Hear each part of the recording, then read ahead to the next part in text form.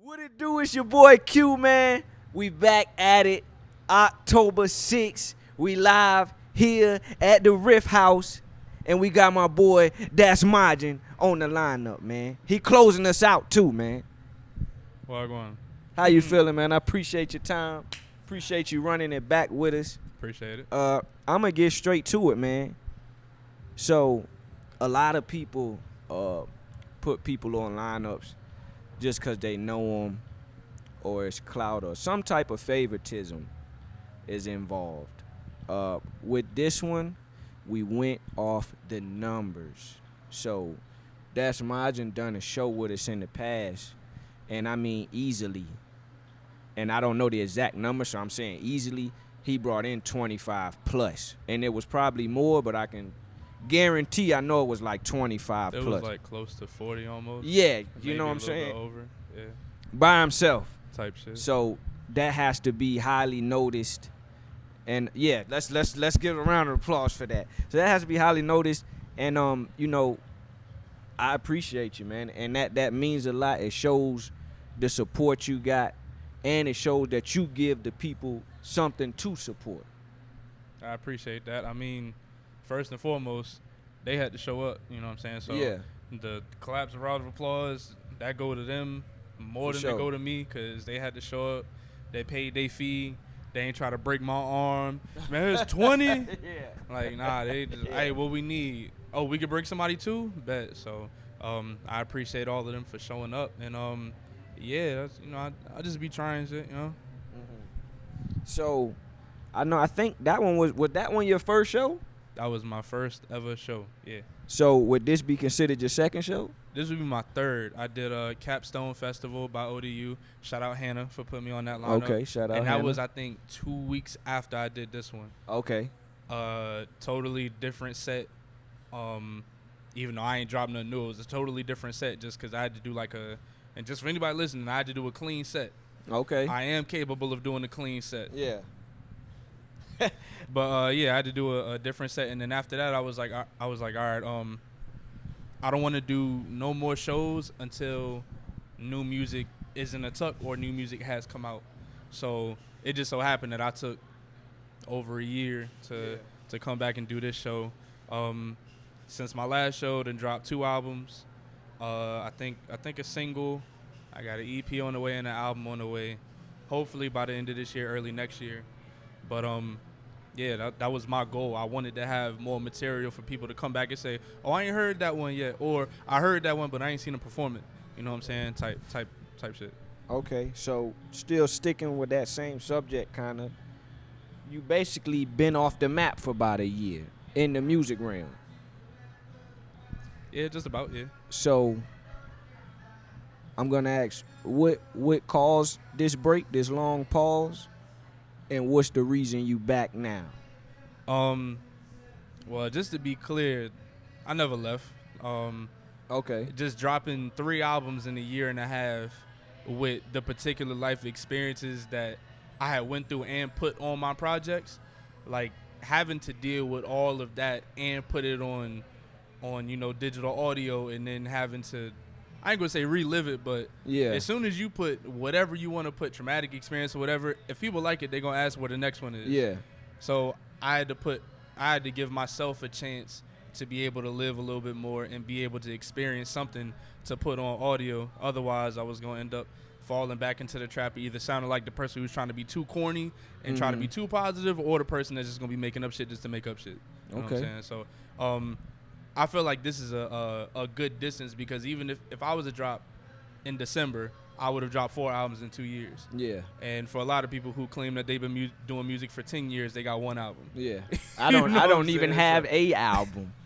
I got a whole bunch of singles. I don't even have a album. So yeah, that was my goal. I needed to teach myself moderation and to learn how to ask for help, because that's important. people around me saw what I was putting myself through to try to get this music out, and it was just like, you know what, I earned this. You know what I'm So saying? let me ask, what was that talk with yourself like, coming to the realization, hey, I should reach out and ask for help? Well, the talk was, hey, sit your ass down. Okay. That was about it. 'Cause that was like I have in music. I learned how to ask for help. I don't make my own beats. I buy my beats. I don't engineer my stuff. I have 2 engineers that I go to. Okay. I don't want to get into the trap of feeling like because I can do it myself, I have to do it myself. Yeah. Music is always going to be a team effort. You never can succeed by yourself, and no matter what you do. Yeah, so you always going to need at least somebody to help you. And even if you do it by yourself, somebody else got to pay you. Yeah. You know what I'm saying? So in some way, shape, or form, we got to be dependent. So I had to teach myself that. And then after I did it, all of them was looking at me like, still going? Like, Yeah. And I'm like, okay, maybe if they looking at me like that, let me sit my ass down for a little bit and just take in what I done did so far. Okay. So is there a balance between work and music that you have to maintain? And I'm talking about for you in specific. Yeah. It is, but it's a sick one because I have a job, but I always say music is my career, and these other things is only funding my career. Okay. So the work-life balance is career, job, life, and then I had to get used to the sick idea that music was going to take up whatever was left if I wasn't sleeping. Yeah. You know what I'm saying? Whether it be a relationship, life, anything like that, everyone around me know this music come first. Yep. And I'm not going to jeopardize everything because I'm putting music first, but this is full steam ahead. I'm already thinking as many steps as ahead as I can, and then sometimes I got to draw it back and be in the moment type shit. But other than that, yeah, the balance is music until it isn't, and everyone around me supports it. So the balance ain't really just me. The balance is everyone around me is willing to help me maintain whatever's left. You know what I'm saying? Have you had to, I'm not going to use the word cut off, but part ways, or have you ever been at a disagreement with somebody because you're choosing music? Nah, because if I would, it wouldn't be a long conversation. Okay. So, are you still dancing? I never was. You won't dancing? But the last time you asked, I was about to say, I thought you were dancing, bro. Man. Nah, it was, come on now, hold on, Kier. He won't dancing. Nah, I wasn't. I thought you were dancing, man. I've been retired since 2019. I've been retired. Yeah, I about to say, I seen the jump, man.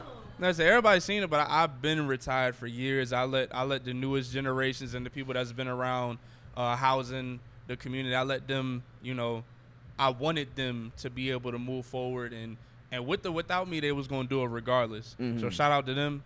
I ain't interfering on nothing that they doing, and they respect that I'm doing music now. So yeah, that's a chapter that's been closed for years now. Okay, so why music? It's always been a part of my life. Even if you dance, you need music to dance to. Otherwise, they're gonna put you in an insane asylum. So you need music to dance to, and music was always around. For me, having my first rhyme book when I was in 3rd grade, up until me actually taking it serious today, it's like it's always been there, and it's something that I genuinely love. Dance was something that I stumbled upon that I loved also.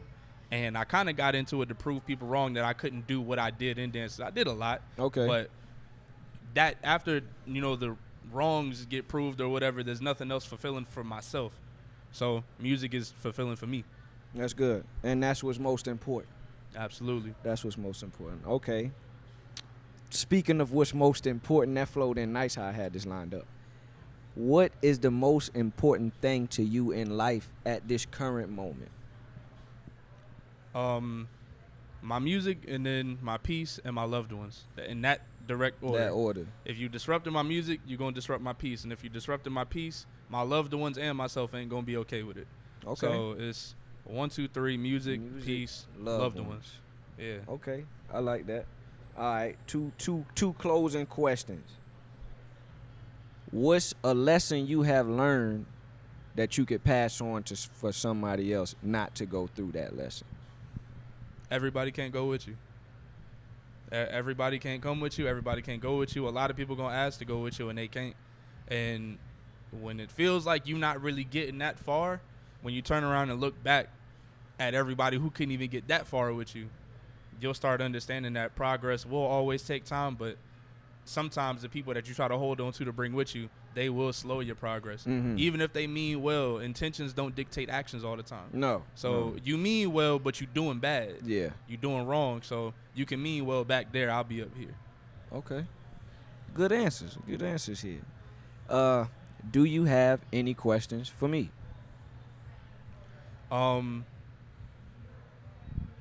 What's dictated you? What Okay, he dictated getting you deep. to? No, I was about to say what dictated you to try to put, the brand as being one of the heads of the community of being able to provide for the musical talent that's out here, the artistic talent that's out here. Because as someone who's done it myself, it's not the easiest job to do to try to please people who always looking for something, Yeah. but only got so much to offer, and you also got to start from the bottom. So, Yeah. so what made you want to say, instead of just focusing on me, I want to focus on this whole community and push them Good even question. further than I may see myself? Great question, man. Great question. Really, with everything I'm doing, it wasn't like I was set myself to the side and be like, "Hey, this what I plan on doing." Things just started happening, and doors started opening, and opportunities presented themselves, and I just went with the flow. I was doing what made me happy. I was enjoying myself. We was creating. I had people around me supporting me, so we just kept flowing. I never set to the side any of the stuff, the podcast stuff. I never was like, hey, I want to do podcast. Right. It just happened to where, hey, all right, you might need to do the podcast now, because that's what's happening. That's what's going on. True. So it was just, you could say, a calling that I answered. That's respect. Yeah. Respect. Because I see you do music. I see you have your hands on a lot of different things, and usually that person could focus on one thing. Yeah. But the fact that you can do all of it, you can also be a beacon of light for other people that might need direction. Yeah. So I was just wondering what dictated you to go in the direction of being a guide of light rather than choosing to shine yourself. You know what That's I'm a saying? good question. I didn't even look at it that way. So that's I didn't. That's a great question. Yeah. Yeah, that's it, man. Anything you want to close out to your peoples, man, your supporters that's watching, man? How you want to close them out? Hey, we gonna pack it out again, and not only are we gonna pack it out again, it's just the beginning. We going 60 plus this time, man. This is just 60 plus. This is just the early stages. EP coming soon, and the album POV Point of Virgo coming a little bit later than that. So thank y'all so much. I appreciate Ooh Sticky. I appreciate everyone involved, and I appreciate everybody watching, everybody who's going to be here inevitably, because we here. October 6th, make sure you here.